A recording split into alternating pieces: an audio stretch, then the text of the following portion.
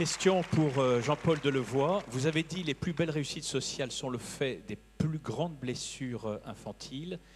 Pouvez-vous expliquer ce qu'est une réussite sociale? Sinon, auriez-vous mal compris le message de ce colloque?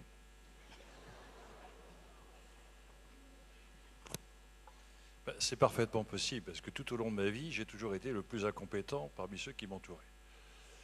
Et donc je suis ravi d'apprendre et ravi de me remettre en question, parce que les jésuites qui m'avaient élevé, qui m'ont éduqué, je me souviens toujours d'un père qui était en fin de vie, et je lui disais, mais je vais vous adresser enfin le reproche qu'en tant qu'élève je dois vous adresser, c'est que vous m'avez inculqué le doute.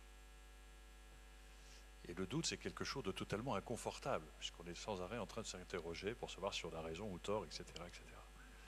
Et il m'a répondu, c'est vrai que éduquer, pour moi, c'est déconcerter. Et donc je ne souhaite qu'une chose, c'est qu'à l'issue de votre colloque, nous soyons tous les uns les autres déconcertés et non pas remplis de certitudes. J'ai peur des gens qui ont des certitudes. Et que le jour où on n'a plus de questionnement, on n'avance plus. Et donc, je crois que sur ce sujet-là, il faut être attentif à cela. Ce que vous disiez par rapport aux désirs et aux besoins, je crois qu'il faut qu'on soit attentif aujourd'hui à ce que dans notre société de consommation, on va effectivement jusqu'au bout. C'est-à-dire qu'on dit, j'ai droit à une sexualité, j'ai le droit de l'acheter. J'ai le droit de pouvoir choisir ma mort, j'ai le droit de mourir. Et on est en train d'avoir, au moment où le génie de l'homme va nous amener des technologies permettant de faire des miracles, nous aurons des questions d'éthique et de sens extrêmement difficiles à régler sur le plan politique, et qui devront être toujours regardées sur le plan de l'épanouissement de l'individu et non pas de la consommation qui donne des satisfactions de besoin. Et je crois que sur ce sujet-là, il faut qu'on soit extrêmement préoccupé. Maintenant, les réussites sociales, ce n'est pas du tout les critères d'apparence, de richesse, etc., etc. Je crois que c'est qu'à la fin de la vie, on puisse se répondre à la question, est-ce que j'étais utile à ma communauté, à ma famille, etc., etc. Et moi, je suis très attentif à cette notion de réussite, parce que on est dans une société de performance qui augmente la fragilité de l'individu. Et je crois que l'épanouissement de la personne ne passe pas forcément par ce que l'on appelle une réussite sociale qui est celle des autres. La vraie réussite, c'est par rapport à vous-même. Je suis de cette...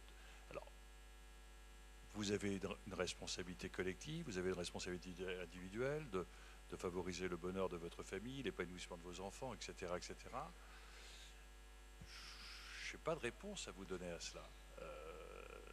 Moi, ma question, c'est, oui, est-ce que j'ai été utile à ma collectivité? Est-ce que j'ai pu essayer de mobiliser autour de moi des énergies collectives permettant de répondre aux enjeux que j'estimais essentiels? Alors, encore une question pour Jean-Marie Petitclerc. Que dire de la fragilité des institutions, Jean-Marie, de la fragilité de la justice, celle du juge, la fragilité du responsable politique dans l'exercice de ses fonctions? Oui, vous savez, il y a aujourd'hui tout un débat qui secoue mon institution, comme celle de bien d'autres, autour de cette pénalisation très rapide. Hier, dans nos établissements d'éducation, il était très rare qu'on porte plainte contre un jeune ou contre un foyer. Aujourd'hui, les juges pour enfants me disent que la plupart des plaintes pour agression viennent des institutions. Il me semble que c'est le signe d'une fragilité de l'institution éducative, n'ayant plus confiance dans sa capacité à pouvoir faire respecter une discipline, n'ayant plus confiance dans les moyens qui lui sont donnés, eh bien voici qu'on va charger le juge de faire la discipline dans l'institution scolaire ou dans l'institution éducative. Et à chaque fois, l'institution pense que l'autre institution serait moins fragile.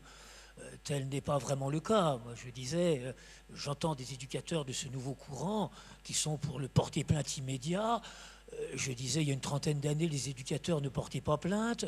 Aujourd'hui, ils portent plainte. Je ne vois pas une réduction significative de la violence dans les institutions dans lesquelles je travaille. Alors, la question qui se pose, c'est comment accepter notre fragilité, parce que nos institutions sont bien fragiles.